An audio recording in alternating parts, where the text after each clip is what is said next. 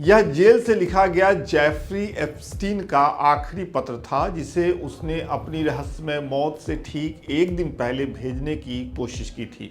यह चिट्ठी लैरी नासर के नाम थी, जो अमेरिका की जिम्नास्टिक टीम का पूर्व डॉक्टर था। नासर को सैकड़ों युवा खिलाड़ियों के यौन शोषण का दोषी ठहराया जा चुका है। पत्र में एप्स्टीन ने लिखा था, हम एक चीज साझा करते हैं, युवा लड़कियों के प्रति प्यार और परवाह। यह सिर्फ एक पंक्ति भर नहीं थी, बल्कि उस मानसिकता की खुली स्वीकारोक्ति थी जिस पर पूरा का पूरा नेटवर्क खड़ा था। और अब जब वही नेटवर्क, वही दस्तावेज और वही तस्वीरें एक एक करके सामने आ रही हैं, तो पूरी दुनिया में बवाल मच रहा है।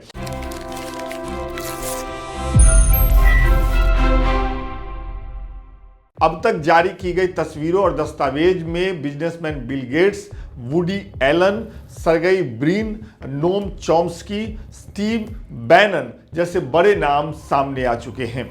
कुछ तस्वीरों में बिल गेट्स महिलाओं के साथ दिखाई देते हैं, जिसे लेकर सोशल मीडिया और राजनीतिक हलकों में चर्चा तेज हो गई।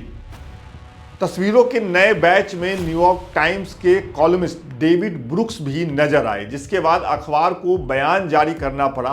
अखबार ने अपने बयान में कहा कि ब्रुक्स साल 2011 में एक सार्वजनिक डिनर में भाग लेने वहां गए थे, वह भी अपने कॉलम के लिए जानकारी जुटाने की मकसद से। और इस डिनर के अलावा उनका आरोपी से एप्स्टीन से कोई संपर्क नहीं था। यह पूरा घटनाक्रम दिखाता है कि जैसे जैसे एप्स्टीन फाइलें खुल रही हैं, वैसे वैसे मीडिया संस्थानों और सार्वजनिक हस्तियों को अपनी स्थिति साफ करनी पड़ रही है। अमेरिकी न्याय विभाग ने हाल ही में एप्स्टीन से जुड़ी करीब 30,000 फाइलें सार्वजनिक की। इसमें सबपोना दस्तावेज शामिल हैं, यानी अदालत के आदेश के बाद जांच एजेंसियों को सौंपे गए रिकॉर्ड। इन फाइलों में ईमेल, वसीयत के अलग अलग मसौदे, टैक्स रिटर्न के ब्लैकआउट पन्ने और जेल के भीतर का आंतरिक संवाद भी शामिल है। दस्तावेजों की संख्या बड़ी है और दांव पर जो लगा है उसका पूरा अंदाजा अभी तक नहीं लगाया जा सका है। इन खुलासों के विस्तार में जाने से पहले यह समझना जरूरी है कि इनका समय बेहद अहम है। सवाल उठता है कि ये दस्तावेज अब सार्वजनिक क्यों किए जा रहे हैं। दरअसल जेफरी एप्स्टीन कोई साधारण व्यक्ति नहीं था। वह एक अमेरिकी करोड़पति फाइनेंसर था, जिसके दुनिया के बड़े नेताओं, उद्योगपतियों और हॉलीवुड सितारों से करीबी रिश्ते थे। वो प्रभावशाली लोगों के बीच बैठके और सुलह करवाने के लिए भी जाना जाता था। साल 2005 में पहली बार उस पर नाबालिग लड़की के यौन शोषण का आरोप लगा, लेकिन साल 2008 में उसे सिर्फ 13 महीनों की सजा मिली, वह भी कई रियायतों के साथ। यहीं से अमेरिकी न्याय व्यवस्था पर गंभीर सवाल उठने लगे। फिर साल 2019 में उसे नाबालिग लड़कियों की सेक्स ट्रैफिकिंग के आरोप में गिरफ्तार किया गया, लेकिन मुकदमा शुरू होने से पहले ही न्यूयॉर्क की जेल में उसकी मौत हो गई। आधिकारिक तौर पर इसे आत्महत्या बताया गया।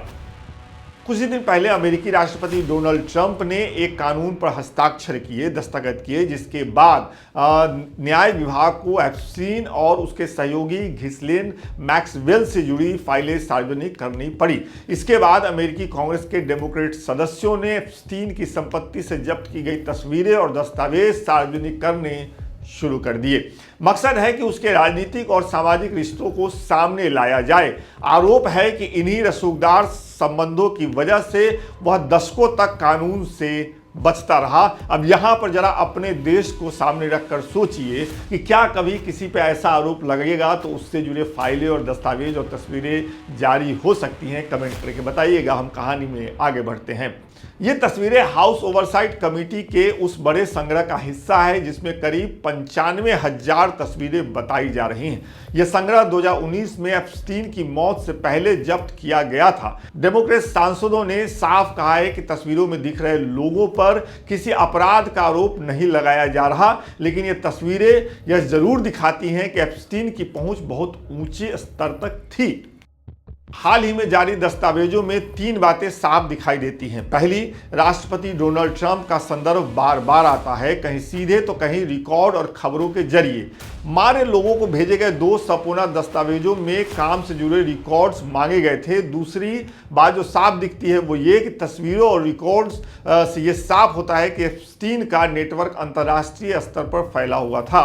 वसीयतों के अलग अलग मसौदों में वॉल स्ट्रीट मीडिया और उच्च राजनीति के बड़े नाम दिखाई पड़ते हैं। पासपोर्ट, वीजा, टेक्स्ट मैसेज और ब्लूप्रिंट मिलकर संकेत देते हैं कि यह केवल व्यक्तिगत अपराध नहीं था बल्कि एक संगठित तंत्र था। तीसरी बात जो इन दस्तावेजों से साफ दिखती है वो ये कि प्रिंस एंड्रयू का संदर्भ भी सामने आता है।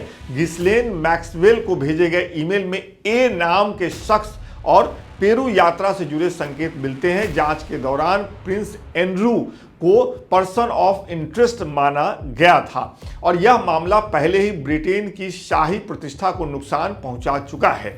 इन सूचनाओं के सामने आने के बाद प्रिंस एंड्रयू को इसी साल उनकी शाही उपाधियों से वंचित कर दिया गया था। घिस्लेन मैक्सवेल वही महिला है जिसे साल 2021 में दोषी ठहराया गया और एप्स्टीन की मदद करने के आरोप में 20 साल की सजा उसे सुनाई गई थी। हाल में जो तस्वीरें जारी हुई हैं उसके पहले के बैच में जो तस्वीरें जारी हुई थी उसने इंटरनेट पर कुछ ज़्यादा ही हलचल मचाई थी। उन तस्वीरों में कुछ युवतियों के शरीर पर व्लादिमीर नाबोकोव की किताब लोलिता के उद्धरण लिखे गए थे। चेहरे धुंधले थे लेकिन संदर्भ साफ था, यौन शोषण और सत्ता का प्रदर्शन। साथ में मिले टेक्स्ट मैसेज बताते हैं कि लड़कियों की व्यवस्था पैसों में तय हो रही थी और एक लड़की की कीमत $1000 तक लगाई गई थी। अन्य जब्त सामग्री भी गंभीर सवाल खड़े करती हैं। एप्स्टीन के पास रूस, यूक्रेन, दक्षिण अफ्रीका और लिथुआनिया समेत कई देशों के पासपोर्ट और वीजा मिले हैं।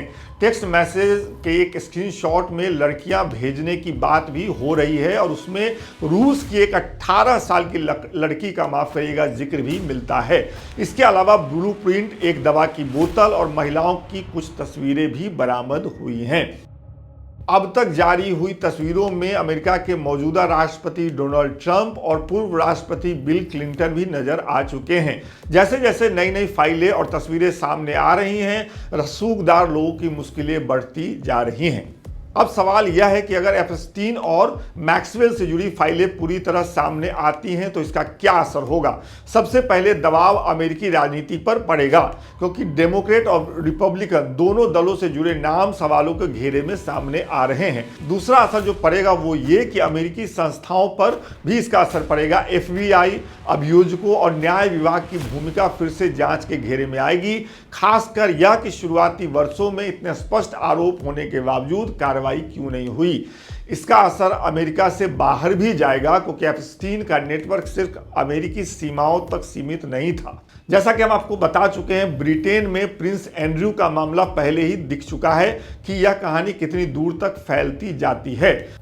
सबसे अहम बात यह कि इन फाइलों के खुलने से उन पीड़ितों की आवाज़ को जगह मिलेगी जिन्हें दशकों तक अनदेखा किया गया।